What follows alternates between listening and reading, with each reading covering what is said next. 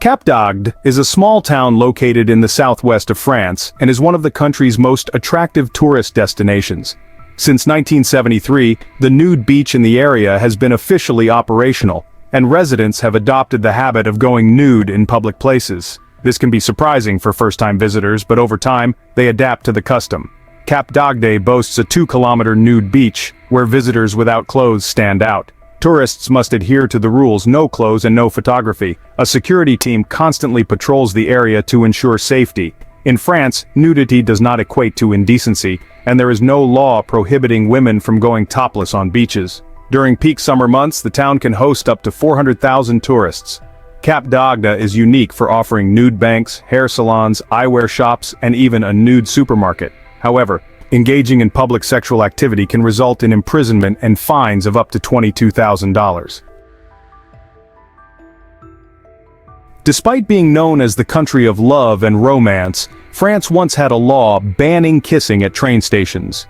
In 1910, a French law limited couples from kissing at train stations to avoid overcrowding, which could cause delays in services.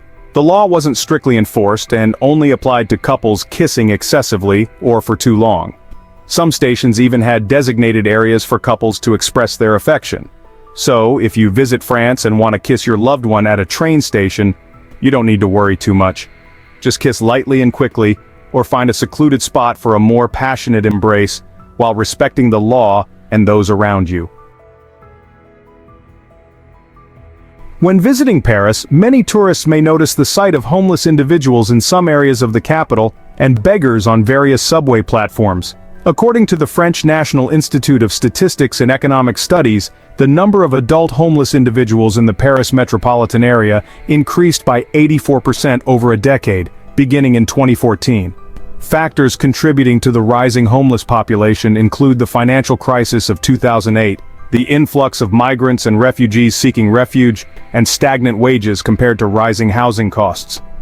In 2023, 16.1% of Parisians, about 463,000 people, lived below the poverty line, with an average monthly income lower than the poverty threshold. The number of immigrants and homeless individuals in France grew by 25% compared to 2022, with at least 3,000 homeless people on the streets of Paris during the winter of 2023. In France, it is legal to marry someone who has passed away, a law known as marriage after death. This law, enacted in 1920, allows the living to marry the deceased with the permission of the French president. The original purpose was to help women whose lovers had died in World War I receive military pensions and be recognized as their spouses. To marry someone who has died, the living person must meet strict conditions. They must prove that the deceased intended to marry them while alive through letters, messages, or statements from family or friends.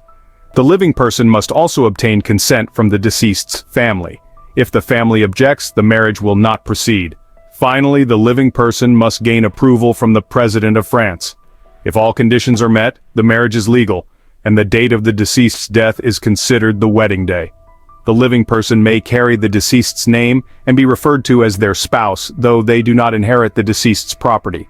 If they wish to remarry, they must divorce the deceased. From 1945 to 2017, approximately 300 cases of marriage with the deceased were approved by the President of France. This may be one of the most interesting facts about Paris, France. Did you know that women in Paris were strictly prohibited from wearing trousers for 213 years? What do you think about this? Please comment below, and you'll be even more surprised to know that this regulation was only repealed in 2013. Such a ban in one of the European countries is surprising and illogical. The rule was first introduced in November 1800, and women were only allowed to wear trousers with police permission in 1892 and 1909. There were some exceptions to this rule. Women were allowed to wear trousers if they were riding bicycles or horses. Any woman wearing long trousers or jeans could be checked by the police for many decades. Parisian women ignored this law and wore trousers even though it was illegal. In early 2013, it was completely abolished, and women were legally allowed to wear trousers. Protests are commonplace in France and happen every day. From minor issues to major national issues, to the point that the French humorously admit, "We are champions of protests." Some citizens, as individuals, may disagree with a government measure, but if they stand apart, they can't do much. Taking to the streets, rallying, marching, and protesting uses the power of the masses to make the government hear their demands, making their resistance tangible. Protests are how citizens exert power over the government. Protests in France cover a wide range of areas, from environmental protection, same-sex marriage, labor law reforms, retirement, education, and from city-scale to nationwide issues. They have often opposed government policies, and many times they have succeeded. The government has had to listen to them and repeal unpopular policies. It's worth noting that in recent years, protests in France have been increasing, becoming more violent and chaotic. Many people have vandalized, burned cars, rioted, looted, and incited crowds. For example, in 2023 in France, after the death of a person of color, protests, riots, arson, and even looting of shops occurred across France. Police are accused of racial discrimination, as well as criticized for their level of professionalism. Unrest has erupted nationwide in cities like Marseille, Lyon, Toulouse, Strasbourg, and the capital Paris, with rampant arson, looting, and looting. Even with up to 45,000 police officers deployed, chaos couldn't be quelled. The animal cemetery in France is called, meaning the cemetery of dogs, cats, and other domestic animals. This cemetery was established in 1899 by journalist Marguerite Geron and lawyer Georges Hanot. They purchased a piece of land near the Clichy Bridge and turned it into a cemetery for dogs, cats, and other pets. This cemetery is the final resting place of thousands of animals, including famous ones like the dog Rin Tin Tin, the dog from the Swiss Alpine Rescue Agency, or P2, the cat of writer Colette. The cemetery also hosts memorial services, incense offerings, and commemorations for deceased animals. Many people view this cemetery as a park, a museum, or a historical site. The animal cemetery in France not only reflects French people's care and protection for animals, but also reflects the deep and sacred bond between humans and pets. It's a unique and meaningful destination when you visit France. Number 16. France's law against wasting unsold food. The law against wasting unsold food is a legal regulation in France aimed at reducing food waste and supporting the poor or food insecure. According to this law, supermarkets and retail stores are not allowed to discard or destroy unsold food, but must donate it to food banks or charitable organizations. This law has been in effect since February 2016 and applies to stores with an area larger than 400 square meters. This law is considered a significant step forward in protecting the environment and society as France grapples with the issues of food waste and poverty. Estimates suggest that France wastes around 10 million tons of food each year, equivalent to 16 billion euros. Meanwhile, about 4 million French people rely on charitable organizations to have enough to eat. This law has also received public support from social activists. The law against wasting unsold food is a legal initiative of France aimed at addressing two pressing issues: food waste and poverty. This law has had a positive impact on both the environment and society, as well as sparking the interest of many other countries. Number 15. France is the most popular destination in the world with over 90 million international tourists.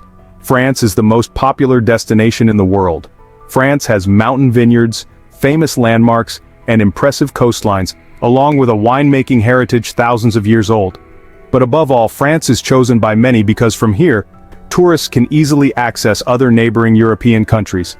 Many people love the southwest region of France, where the city of Po and top winds like Les Piles Insolites are located with views of the Pyrenees Mountains. The southeastern region of France is also the second largest tourist destination in the country after Paris. The coastlines here are among France's earliest holiday resorts. Furthermore, Paris welcomes over 30 million tourists each year. Paris is renowned as a romantic city with beautiful architectural landmarks and iconic sites like the Eiffel Tower and Notre Dame Cathedral. The Eiffel Tower overlooks the north bank of the River Seine, with the Arc de Triomphe standing 50 meters tall and 45 meters wide. This structure was completed in 1836 to commemorate Napoleon's victory, and is also a symbol of France. However, everything in Paris is expensive except for bread and wines. Number 14. The country is the perfume capital of the world. Perfume has been invented by humans for a long time, but only the French have turned it into a luxury.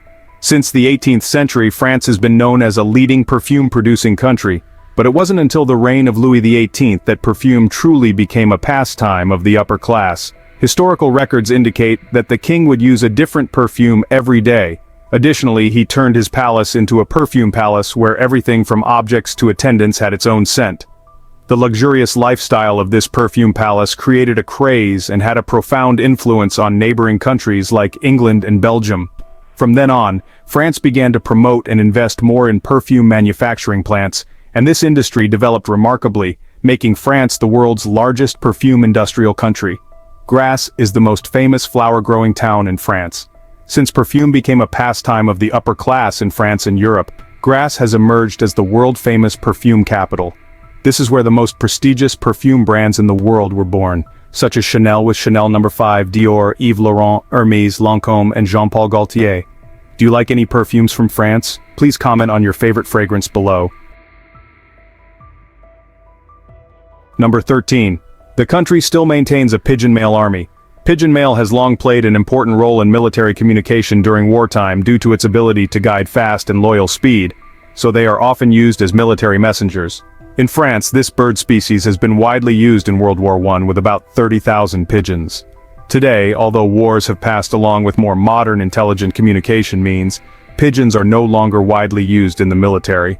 However, France is one of the few countries in the world that still breeds and maintains a professional pigeon male flock of about 200 to 400 birds for use in special cases. Maintaining the existence of carrier pigeons in the military is also part of France's plan to preserve historical traditions. Number 12. The country with a political hotspot retirement issue. France has a highly regarded retirement system, which politicians call intergenerational solidarity, where workers must pay compulsory fees to fund retirement groups, and all French workers receive state pensions. Additionally, France is one of the countries with the lowest retirement ages for an industrialized nation. At the same time, it also spends more than most other countries on pensions. Spending on pensions accounts for nearly 14% of the economic output, and this is also the reason why France's national debt has increased to 112% of GDP compared to 98% before the COVID-19 pandemic. The French government has argued that the increasing average life expectancy has put the economy in an increasingly unstable state, because if in the 2000s, every 2.1 workers paid taxes to support one retired person, in 2020, the ratio decreased to 1.7 and is expected to decrease to 1.2. The issue of pension reform has been addressed by French leaders over the past 4 decades to minimize budget deficits. So in early 2023, the government officially raised the retirement age to 64. Number 11. Kissing culture in France. When meeting, if you ever visit France, don't be surprised because the French don't just say hello or shake hands. They kiss each other on the cheeks, and it's an art. However, sometimes this can be puzzling for a foreigner. More than just a tradition, it's a habit and even a communication style that reflects over many centuries.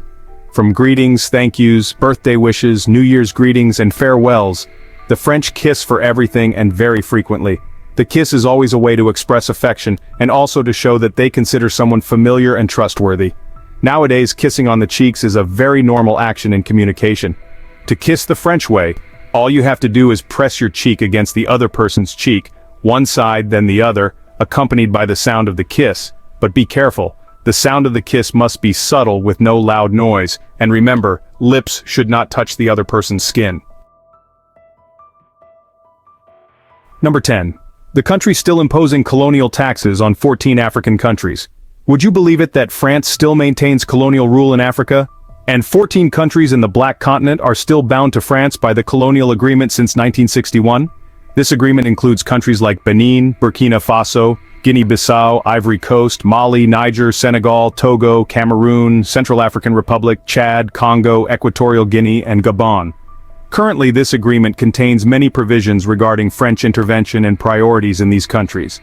For example, African countries must reimburse the amount France spent on building infrastructure during the colonial exploitation period, or countries after gaining independence from Paris must voluntarily hand over 85% of their national assets in foreign currency to the French central bank. Notably, these 14 African countries do not have access to their reserve funds and are only allowed by France to use 15% of these funds each year. If they need more than 15% of the funds, they have to borrow additional amounts from their own money in the French treasury at commercial interest rates. But if they borrow more than 20%, France has the right to veto. If the total reserve funds of the 14 countries always remain $300 billion in France, they use that money to lend at 5% interest per year, bringing the French government $15 billion in profit annually. But in reality, this figure could be much higher. This is a high price for the freedom of the 14 countries in the Black Continent. What do you think about this horrifying truth about France? Comment below. Number 9. The country with culinary cuisine as world intangible cultural heritage. For a long time, cuisine has been recognized as a unique art form, deeply imbued with the cultural imprint of France. French cuisine is unique, from dishes to presentation, achieving refinement and elegance. Additionally, French cuisine impresses the world with its elegant demeanor when using expensive ingredients and sophisticated cooking techniques and delicate presentation. French dishes must be accompanied by top-notch wines. Some iconic French dishes include snails, baguette bread, cheese, macarons, and croissants. In November 2010, French cuisine was recognized by UNESCO as the world's intangible cultural heritage. Anyone here who likes French cuisine or has tried any French dishes yet? Please comment with your thoughts on the cuisine of this country. Number 8. The shortest reigning monarch in history. The shortest reigning royal period ever seen in world history occurred in France. King Louis XIX reigned as King of France for only 20 minutes, making it the shortest time on the throne in the world. His father, Charles X, abdicated the throne due to the July Revolution and handed it over to his son, Louis Antoine, who became King Louis XIX. However, faced with pressure from his father and opposition to the monarchy, he refused power. Not only was he the shortest reigning king in French history, but Louis XIX also shares this record with King Louis Philippe of Portugal. Louis Philippe became king immediately after his father's death in an attack. However, he also held the throne for only about 20 minutes, becoming a unique figure in the world of short-lived empires. Number 7. France recognized for inventing the camera phone. A daring Parisian named Philippe Kahn came up with the idea for a camera phone in 1997, and this was the first phone of its kind in the world. Philippe Kahn worked on technologies related to instant image communication, eventually succeeding with Lightsurf, which he sold to Verizon for $270 million in 2005. He combined a digital camera, a Motorola mobile phone, one of the most popular models at that time, and a laptop to create software that allowed him to instantly share photos globally. However, Philippe Kahn was not the first person to combine a digital camera and a mobile phone. In 1994, Olympus introduced the Deltus VC1100 camera, which integrated a function that allowed users to upload digital photos via a mobile phone line and similar methods. The first photo he sent to family and friends was of his newborn daughter. It's truly a remarkable invention, isn't it? Number 6. France has more Nobel Prize winners in literature than any other country. Since 1901, France has produced many literary geniuses for the world with 15 prestigious Nobel Prizes. For example, Sully Prudhomme, a French poet and writer, was the first person to win the Nobel Prize, and he was followed by influential individuals who are now considered among the most famous poets, novelists, and writers of France, all born after World War II. Among the famous writers are René Descartes, Voltaire, Charles Baudelaire, Pascal Gustave, Flaubert, and Victor Hugo. Number 5. France hosts professional cyclists worldwide. Anyone here follow the Tour de France? Please comment below. This is the biggest cycling race in France for professional cyclists worldwide. It first took place on July 1, 1903, and has since spanned 120 years. With a history of over a century, the Tour de France has become a leading symbol of French sports and a source of pride for the French people. Covering about 3,600 kilometers around France over 3 weeks, and sometimes extending into neighboring countries, this race typically starts with mountain stages, then moves to flatlands, and ends with races in the city of Paris. Calculations on mountain stages show that each climb lasts about 10 kilometers with gradients ranging from 5 to 10%. The Tour de France has some very dangerous stages, one of them being the climb up Mont Ventoux, which rises 1,912 meters above sea level. This mountain stage claimed the life of one of Britain's finest athletes, Tom Simpson, in 1967. He passed away on his bike after suffering a heart attack. Number 4. French was once the official language of England for about 300 years. During the Norman conquest of England and the subsequent occupation by the Norman army under the command of Duke William II of Normandy, William, who defeated King Harold II of England at the Battle of Hastings on October 14, 1066, was crowned king in London on Christmas Day, 1066. He consolidated power and settled many of his followers in England, altering the government and society. One of the changes was that Norman French became the language of the nobility, the courts, and the government. Many French words made their way into English, and using French names instead of English ones became common. Male names like William, Robert, and Richard became popular, while female names changed more slowly. Place names did not change much after the Norman invasion, unlike the Viking and Saxon invasions that preceded it. While it's not known how much English the Normans learned, the necessity of trade likely led to bilingualism between the Normans and the natives. Number 3. France gave the US the most prestigious gift in the world. The Statue of Liberty, located in New York City, is considered an invaluable symbol of the United States, embodying the cultural and historical values of the nation throughout many decades. But its origin story is an interesting fact because it's a gift from the people of France to the land of the stars and stripes to commemorate the cooperation between the two countries during the American Revolution. This work was designed by French architect Frédéric Auguste Bartholdi. Its metal frame was built by Gustave Eiffel, and it was unveiled on October 28, 1986. This was a gift from the people of France to the United States. The statue was handed over to the U.S. minister to France on July 4, 1884, and also in this year the construction of the pedestal, overseen by the United States, began. The statue was then disassembled and transported to the United States aboard a French naval ship in 1885. This transatlantic journey lasted over a week and was nearly sunk by a storm. On October 28, 1886, the Statue of Liberty was officially dedicated on Liberty Island amidst the anticipation of millions of New Yorkers. From then until now, the Statue of Liberty has undergone many significant events, especially during World War II, when it was used to promote the Allied Liberation Campaign in Europe in 1984. Number 2. The French consume 25,000 tons of snails every year. In Greece and Italy, snails have become an important part of cuisine, used in various dishes.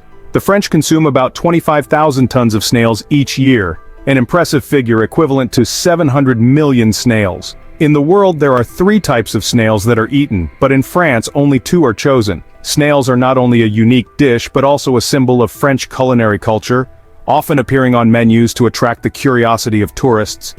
Escargots, or snails in French, are a popular appetizer made from land snails. It is known and enjoyed not only in France but also in Germany, England, Italy, Portugal, Sardinia, and Spain.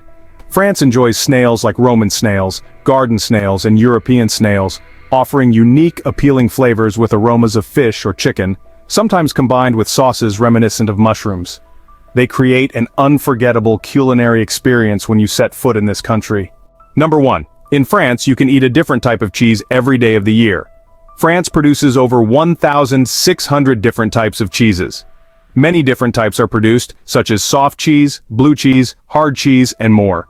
Many types are protected by strict regional trademarks and are a source of pride for the region. The French are very fond of their dairy products and are therefore the highest cheese-consuming population in the world. So there you have it. We've explored 23 fascinating facts about France. What do you think about these, or have you lived or experienced anything in France? I'm quite impressed with the shortest reigning king in history. Remember to comment and share your thoughts with me. Thank you for watching our video. Don't forget to like, share, and subscribe to stay updated on our latest videos. See you in the next videos.